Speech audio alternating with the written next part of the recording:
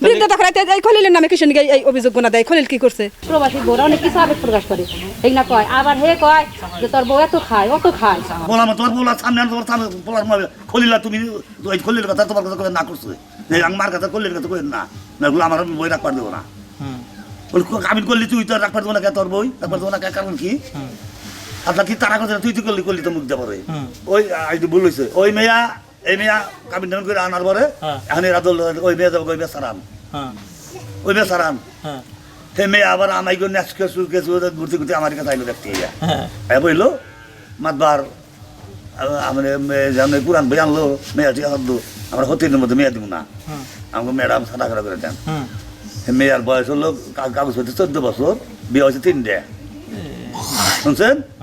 3 বিয়ে হয়েছে, 3 বিয়ে কি করে এই 14 বছর কাবিন করছে, কাবিনের কোনো কাগজ দেয় না। আমি বললাম কাবিনের কাগজ ছাড়া আমি কোনো সমাধান দিয়ে না, শুনছেন? পরে হেরা করলো আর কাজী সাহেব আমি নিজে আইছি, কাজী সাহেব নিজে আইয়া পরে ওর মার বাড়ি থেকে 1 লাখ টাকাই না, এই 1 লাখ টাকা কাবিন ওর মার বাড়ি থেকে 1 লাখ টাকাই না, এই 1 লাখ টাকা আইনা দিছে, এই 1 লাখ টাকা এটা বিদাগিরা দিয়ে দিছি, এটা বিদাগিরা দিয়ে দিছি। তারপরে এটা বেচাইছে যে বিদার কাছে আমার চাওকাজ কইয়া যায় নাই।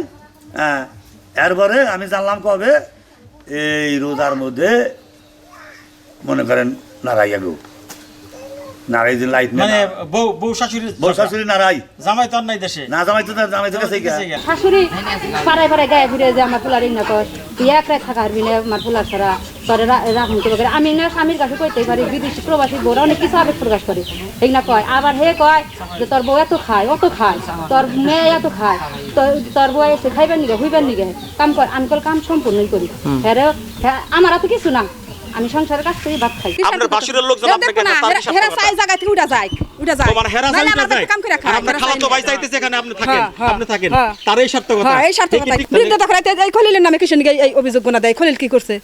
খলিল বছর আহে না একদিন খলিল। আমরা